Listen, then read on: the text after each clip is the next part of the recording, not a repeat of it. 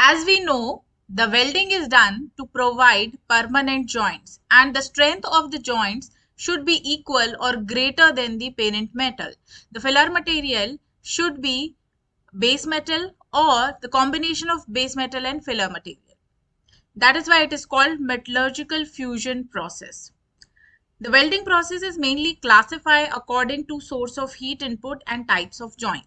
So in this video, we are going to discuss the difference between two major types of welding, that is fusion welding and solid state welding.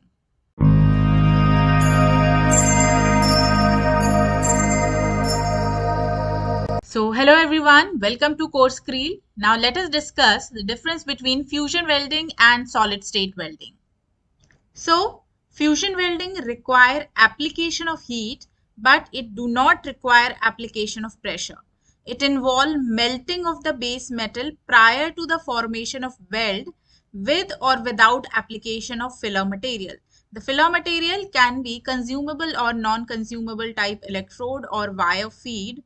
Here, base metal is defined as the metal which is to be joined, and the weld or weld metal we can define as a metal which solidify at the joint during welding. In fusion welding, temperature or heat is the main factor, as the temperature should be higher than the melting point at the time of welding. In that case, the welding will be performed. The example of the fusion welding is arc welding. Arc welding is mainly performed with the help of arc. So arc welding we can define as a welding using an electric arc to create heat to melt and join the base metals. If we want to join two parts, so in that case, some air gap should be maintained between the parts. Then electric current will pass through the air gap from one electric conductor to another electric conductor, and an arc will produce which generate high intensity heat. It will generate highly intense heat which can melt consumable or non-consumable electrode or base metal, and it will perform joining.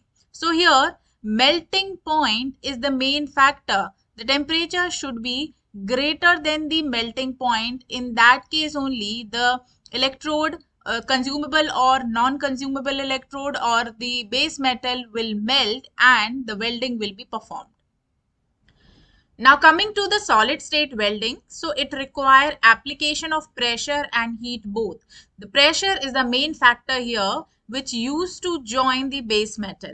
Here two parts which has to be joined are brought into intimate atomic level contact by mechanical deformation or by heat or by combination of both. Combination of mechanical deformation, or we can say pressure, or by heat, both. The joining is mainly performed without melting, or we can say the temperature should be lesser than the melting point. The temperature should not go beyond the melting point. So the joining is mainly performed without melting by applying pressure. That is why we can say the pressure is the main factor here to join two base metal, and we can perform welding with the application of pressure. We can see the examples of the solid state welding. So the cold pressure welding is one type of solid state welding. It uses mechanical deformation at room temperature. If we talk about another type of solid state welding, that is hot pressure welding. So it uses heat for welding. The third type of welding is friction welding, which use heat under pressure with relative motion of interface to join end to end of the base metal. And heat will be generated mainly by electric arc, electric induction, or electric resistance across the joint.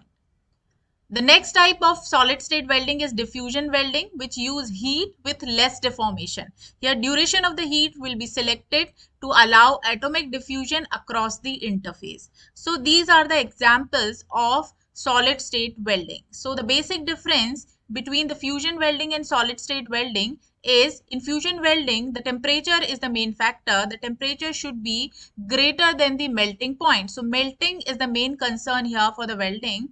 And in solid state welding, the heat should not be go beyond, or the temperature should not be go beyond the melting point. It should be lesser than the melting point. And here pressure is the main factor to join two base metal during welding.